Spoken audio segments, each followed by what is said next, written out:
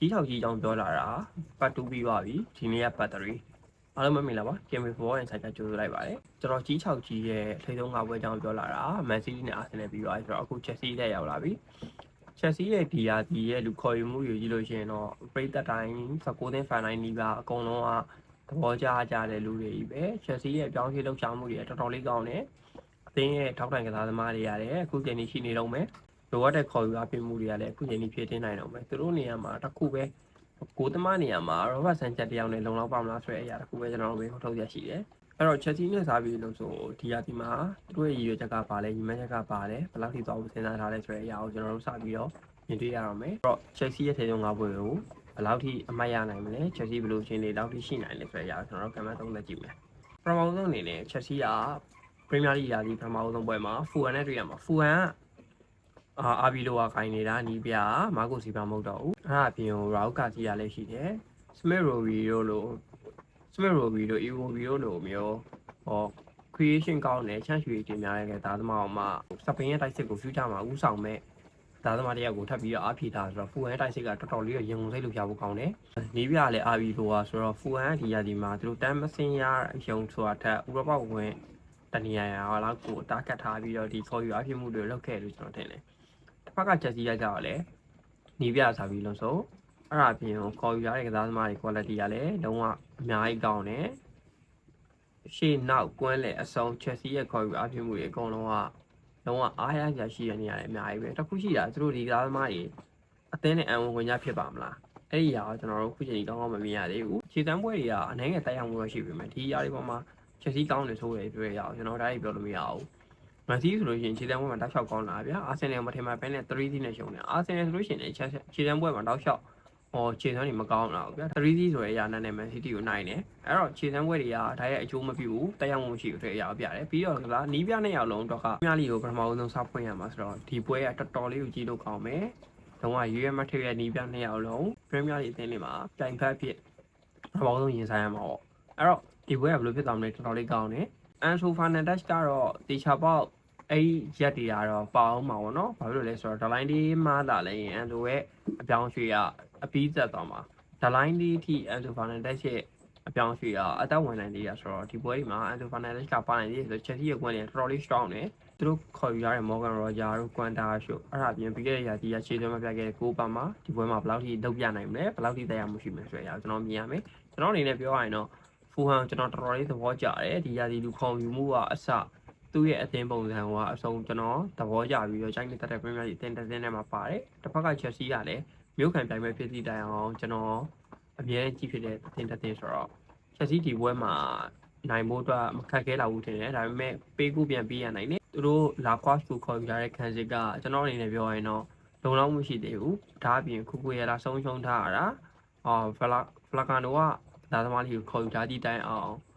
်ဒီနေရာမှာ replacement လုပ်ဖို့အတွက်အလောက်ကြီးလွယ်ကူမယ်တော့မထင်ဘူးအဲ့တော့ဒီဘက်မှာ Chelsea နိုင်အောင်တော်တော်ခက်ခဲကစားနိုင်တယ်ဂိုးပေါ်သွားနိုင်တယ်လို့မြင်တယ်အဲ့ဒါပြီးလို့ရှိရင်တော့ကျွန်တော်တို့ဒုတိယပွဲအနေနဲ့ Brighton နဲ့ဆောင်းရမယ် Brighton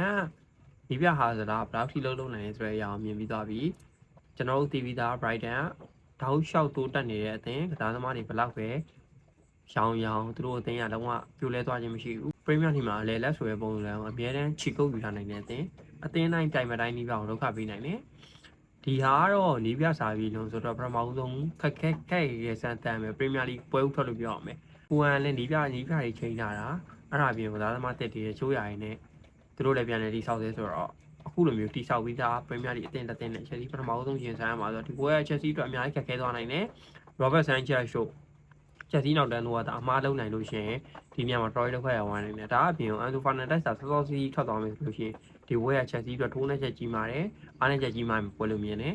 ဒီပွဲမှာ Chelsea ကတ်ခဲခံရမယ်အနိုင်ရဖို့အတွက်လုံးဝတေချာလို့ပြောလို့မရဘူး60-40လိမ့်လောက်ပဲရှိတယ်အဲ့တော့ဒီပွဲမှာနီးပြစားပြီးလို့ဆို Premier League ဆိုတဲ့အရာကိုပထမဆုံးထိတွေ့ခံစားရမယ်လို့ကျွန်တော်မြင်တယ်အဲ့ဒါပြင်ပွဲစဉ်သုံးမှာ Arsenal တွေ့ပါဒီအရာတွေကတော့ဘယ်သင်းပိုကောင်းလဲဆိုတဲ့အရာကျွန်တော်တို့ပြောဖို့အတွက်နည်းနည်းတော့ခက်တယ်ရှေ့မှာလည်းပွဲက2ပွဲကန်ပြီးသွားပြီဆိုတော့ကျွန်တော်တို့ကအဲ့သင်းနှစ်သင်းရဲ့ form ကိုမသိဘဲနဲ့တိုက်ရိုက် compare လုပ်ပြီးတော့ချိန်ထိုးကြည့်မယ်ဆိုလို့ရှိရင်တော့အမားယုံနေများသွားနိုင်တယ်ဗျာလက်ရှိ form တွေကကောင်းလားမကောင်းလားဆိုတော့ကျွန်တော်မသိရသေးဘူးတကယ်တမ်း on paper အရကြည့်ရင်ရိုးရိုးတန်းတန်းပုံစံအရကြည့်လို့ရှိရင် Chelsea က Arsenal ကို squad လူစင်းကအလုံးဝ face to face ရှင်ထိုးနိုင်တဲ့အနေအထားမျိုးပါရှိတယ်ဒါပေမဲ့တစ်ချက်ပြန်စဉ်းစားကြည့်လို့ရှိရင်ဇာဘီလုံစနဲ့အာဒီတာဘယ်လောက်ယင်းနေအာဒီတာတော့လက်ရှိမှာပရီးမီးယားလိချန်ပီယံ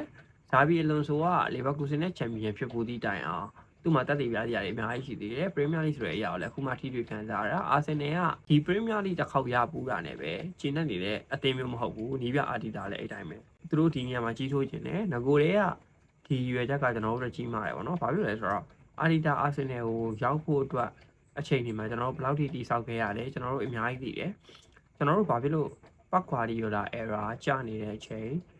ဂျာကင်ကတော့မရှိတော့အချိန်မှာ Premier League Champion ကိုရယူမယ်ဆိုတဲ့ target ကကျွန်တော်တို့အတွက်ယူမှန်းချက်ကြီးပါတယ်အဲ့ဒါအပြင်အခုကျွန်တော်တို့ရဲ့ယူမှန်းချက်ကမန်စီအချိန်တစ်ခုကြာကြီးဆိုလိုမျိုးကျွန်တော်ကအာဆင်နယ်မန်ယူတောက်လျှောက်ဟိုပတ်တယ်ချခဲ့တယ်လို့မျိုးပုံစံမျိုးနဲ့အာဆင်နယ် Premier League မှာကြီးဆိုခြင်းနေအဲ့ဒါအပြင်ကျွန်တော်တို့ယူမှန်းချက် Champion League ဖြစ်လာပြီအဲ့လိုယူမှန်းချက်ကြီးတဲ့အသင်းတစ်သင်းရောအခုမှပြန်တဲ့ဒီဆောက်ဆဲဖြစ်တဲ့ Chelsea ကစားသမားအင်အားလူစင်ရအများကြီးရှင်နိုင်ပေမဲ့တကယ်အတွေ့အကြုံပိုင်းနီးစက်တဲ့ပိုင်းတွေအရ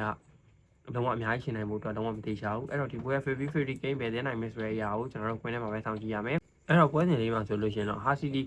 ကအခုမှတက်လာတဲ့အသင်းပြီးခဲ့တဲ့နှစ်ကလည်းချန်ပီယံရှစ်မှာတော်တော်လေးကိုရရထားပြီးတော့မှဒီရာဒီအချိန်ကြီးတန်းတက်လာတာပေါ့နော်ဆိုတော့ချက်စီအတွက်ဒီပွဲကတော့လုံးဝနိုင်ဖို့အတွက်တေချာတဲ့၃မှတ်ဖူဝမ်နဲ့ပွဲကလည်းနိုင်မယ်လို့တွက်လိုက်ပြီးရထားပါအောင်ဗျာချက်စီရဲ့ဒီလေးပွဲမှာပြိုင်ဘက်တွေအားဖြင့်အရင်မဆိုးဘူးလို့ပြောရမယ်ဗျာဒီလားဖူဟန်နဲ့နည်းနည်းဆိုးဝင်မယ်ချက်စီရဲ့လက်ရှိခြေစွမ်းတခြား current form တွေကြည့်ပြီးတော့ဘယ်လိုဖြစ်မလဲဆိုတဲ့အရာကျွန်တော်တို့ကွင်းထဲမှာလည်းဆက်လက်ဆောင်ကြည့်ရမယ်နောက်ဆုံးပွဲမှာ Brentford ကတော့ Premier League မှာတော်တော်လေးအစိတ်ရှိတဲ့အလဲလက်အသင်းတော်တော်လေးတဲ့အသင်းကြီးတောင်လောက်ထားပေးနိုင်တယ်ဒါကြောင့်မို့လို့ Chelsea ဒီပွဲမှာလည်း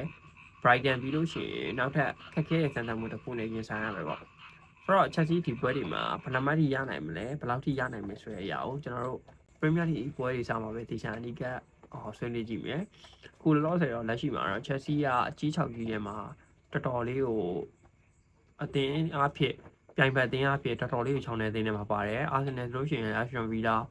Chelsea တောက်လျှောက်တွေ့ရတာဒီပွဲ၅ပွဲထဲမှာ Chelsea ကတကယ်ခက်ခဲတာဆိုတော့ Arsenal ရဲ့ပွဲပဲရှိမယ်။ကျန်တဲ့၄ပွဲက Chelsea တို့ကတော်တော်လေးကိုလွယ်ကူတယ်ချောင်းတယ်လို့ပြောလို့ရတယ်။အဲ့တော့Chelsea ဒီရာဒီမှာဒီပွဲတွေကိုဒါအကောင်းဆုံးကြော်ပြနိုင်လို့ရှိရင် Premier League ဆရာဟောတော့ Chelsea ကဥဆောင်သွားနိုင်တယ်သူတို့ရဲ့ရီမန်ချက်က Champions League ဝင်ဖြစ်လောက်တယ်အဲ့တော့ Chelsea ဘယ်လိုသွားမလဲဘာလို့လုပ်မလဲဆိုတဲ့အရာကိုကျွန်တော်ဆက်လက်အောင်ကြည့်ရမယ် brother တို့ရော Chelsea ဒီ